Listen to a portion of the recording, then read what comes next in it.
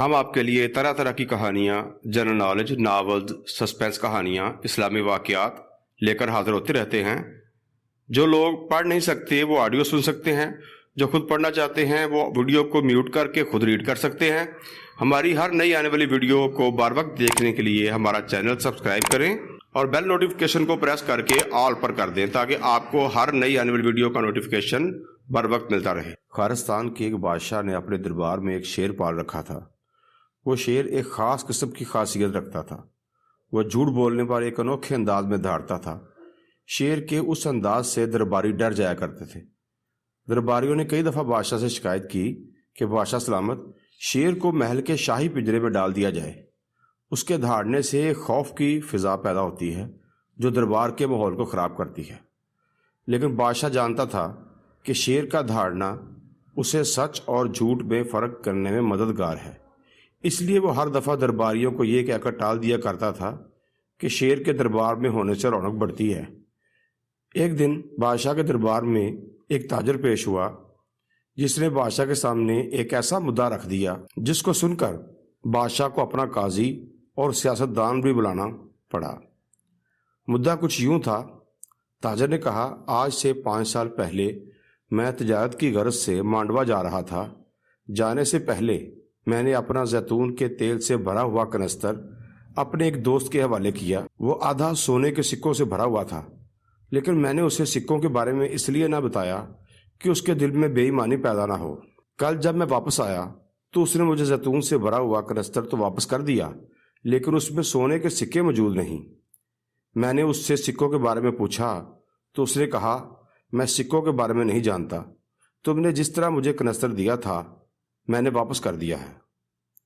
اگر اس میں سونے کے سکے تھے تو مجھے بتا کر جاتے تو آج تمہیں واپس مل جاتے۔ اس میں سونے کا کوئی سکہ نہ تھا، تم جھوٹ بولتے ہو۔ بادشاہ یہ معاذرہ سن کر بولا کہ سچ بتاؤ، اس کنستر میں سکے تھے بھی یا نہیں؟ تاجر بولا، بادشاہ سلامت، میں سچ بولتا ہوں، اس میں سکے موجود تھے۔ اس دوران بادشاہ نے شیر کی طرف دیکھا۔ شیر نے دھاڑ کر بادشاہ کو اشارہ نہیں دیا۔ بادشاہ سمجھ گیا کہ تاجر سچ بول رہا ہے۔ اگر جھوٹ بول رہا ہوتا تو شیر ضرور دھاڑتا۔ بادشاہ نے فیصلہ کیا کہ تاجر کو انصاف دیا جائے۔ اس نے اپنے 2 آدمیوں کو بھیجا اور بے ایمانی کرنے والے شخص کو بلوایا اور اپنے حجرے میں لے گیا۔ بادشاہ کے وزیر بھی ساتھ تھے۔ بادشاہ نے اس سے پوچھا کہ سچ بتاؤ۔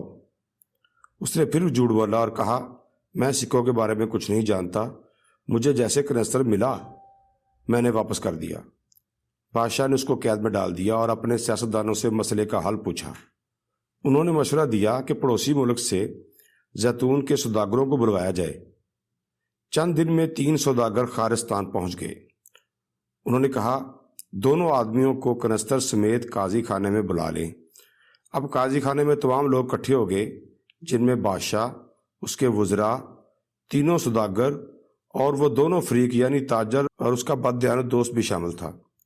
قاضی بھی فیصلہ کرنے کے لیے موجود تھا۔ بادشاہ نے کارروائی شروع کرنے کا حکم دیا۔ سوداگروں میں سے ایک سوداگر بولا، قاضی صاحب، مجھے بولنے کی اجازت دی جائے۔ قاضی نے بولنے کا اشارہ دیا۔ سوداگر نے تیل کے کنستر کو کھولا اور کہا کہ زیتون کا تیل 3 سال کے بعد اپنی رنگت اور خوشبو بدل لیتا ہے، جبکہ اس کنستر کا تیل بالکل صاف اور خوشبودار ہے، جس سے ثابت ہوتا ہے اس کنستر میں جو زیتون کا تیل ہے وہ بھی 3 سال بھی پرانا نہیں۔ تو جو تیل 5 سال پہلے بددیانت دوست کو بطور امانت دیا گیا، یہ وہ تیل کیسے ہو سکتا ہے؟ اس پر بددیانت دوست کا رنگ پیلا پڑ گیا اور اس نے ہاتھ جوڑ کر بادشاہ سے جان کی امان پائی اور بولا، بادشاہ سلامت، میں اپنا گناہ تسلیم کرتا ہوں۔ دراصل ایک دن میرا ایک دوست مجھ سے ملنے کے لیے آیا اور اس نے مجھ سے زیتون کے خالص تیل کی فرمائش کی۔ جب میں نے کنستر کو کھولا اور تیل نکالا، اسی دوران میرا تیل نکالنے والا ڈونگا کنستر کے اندر گر گیا۔ جب میں نے اس کو نکالنے کے لیے ہاتھ ڈالا تو میرا ہاتھ سکوں کو لگا، جس پر میں نے سارے سکے نکال لیے اور اس کنستر کے خالص تیل کو خود استعمال کر لیا۔ اس کی جگہ نیا تیل کنستر میں بھر دیا۔ تاجر نے مجھے سکوں کے بارے میں نہیں بتایا تھا، اس لیے میں نے فیصلہ کیا کہ جب وہ مجھ سے پوچھے گا تو میں مکر جاؤں گا۔ خدا کے لیے مجھے معاف کر دیا جائے۔ بادشاہ نے کہا معافی تمہیں تمہارا دوست ہی دے سکتا ہے، میرے قانون کے مطابق تو تمہاری سزا شیر کا پنجرا ہی ہے۔